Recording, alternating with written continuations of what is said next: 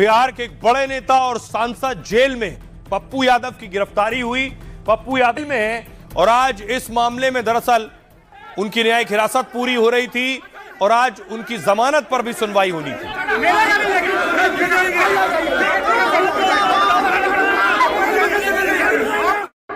देखिए आज कोर्ट में क्या हुआ पप्पू यादव मामले में। पप्पू यादव की जमानत याचिका पर आज सुनवाई नहीं। दरअसल पटना सिविल कोर्ट को बम से उड़ाने की धमकी मिली थी। धमकी वाले ईमेल के बाद पूरे कोर्ट परिसर को खाली कराया गया। एमपी एमएलए कोर्ट में तलाशी अभियान चला और कामकाज ठप रहा। आज इसी कोर्ट में पप्पू यादव की जमानत याचिका पर सुनवाई तय थी। पूर्णिया से निर्दलीय सांसद पप्पू यादव फिलहाल बेउर जेल में बंद है। 6 फरवरी की रात 31 साल पुराने केस में पप्पू यादव की गिरफ्तारी हुई थी और गिरफ्तारी ऐसे समय हुई थी जब वो नीट छात्रा की मौत पर हमलावर थे। पप्पू यादव की गिरफ्तारी के बाद समर्थकों ने जमकर बवाल काटा। आरोप है कि उन्होंने साल 1995 में एक घर पर कब्जा कर लिया था।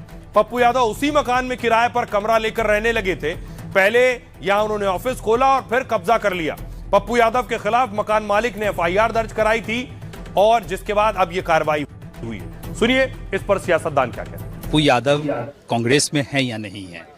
जिस तरह पप्पू यादव को कांग्रेस ने अपमानित करने का काम किया, गाड़ी पे भी नहीं चढ़ने दिया गया। जब राहुल गांधी जी का रोड शो था, आप लोगों ने ही वीडियो जैसे फुटेज जारी किया था जहां उनको धक्का मार के बाहर कर दिया गया। कांग्रेस आज उनके हितचिंतक बनने की कोशिश कर रही है, नीट मामले से जोड़ने की कोशिश कर रही है। यह एक न्यायिक प्रक्रिया है। न्यायालय ने आदेश दिया था, न्यायालय ने वारंट जारी किया था, उसी के तहत उनकी गिरफ्तारी हुई है। और मामूली सा हाजिरी नहीं दिया, हाजिरी टूट गया। हाजिरी टूटने के कारण से वारंट हो गया।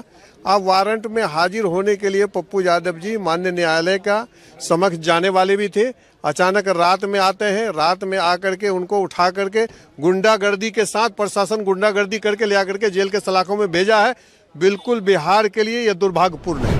क्या कोई किसी सांसद को सिर्फ ऐसे ही नहीं गिरफ्तार कर सकता ना? यकीनन कहीं ना कहीं कुछ तथ्य सामने आए होंगे, कुछ ऐसे प्रमाण सामने मिले होंगे जिसके आधार पर ये कार्रवाई की गई है। ऐसे में मैं मानता हूं कि हर किसी को न्यायिक प्रक्रिया पर विश्वास रखना चाहिए।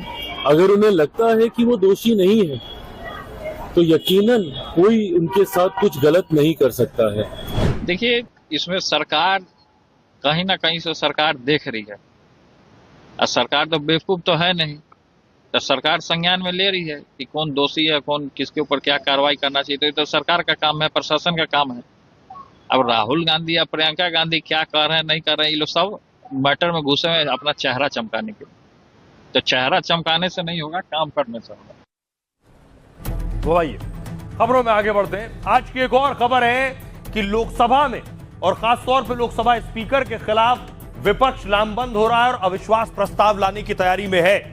स्पीकर के खिलाफ अविश्वास प्रस्ताव, स्पीकर ओम बिरला पर विपक्ष आरोप लगा रहा है कि राहुल गांधी को, लीडर ऑफ अपोजिशन को, बोलने नहीं दिया जा रहा है। अवसर है, नियम प्रक्रिया से किसी माननीय सदस्यों को बोलने से नहीं रोका जाता।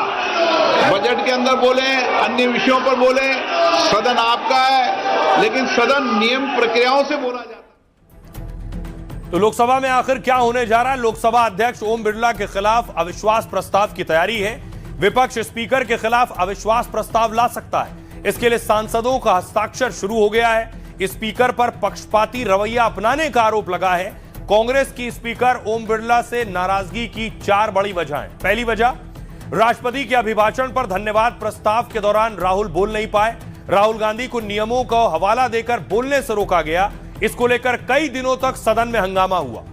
राहुल पूर्व थल सेना अध्यक्ष जनरल नरवणे की किताब का हवाला दे रहे थे।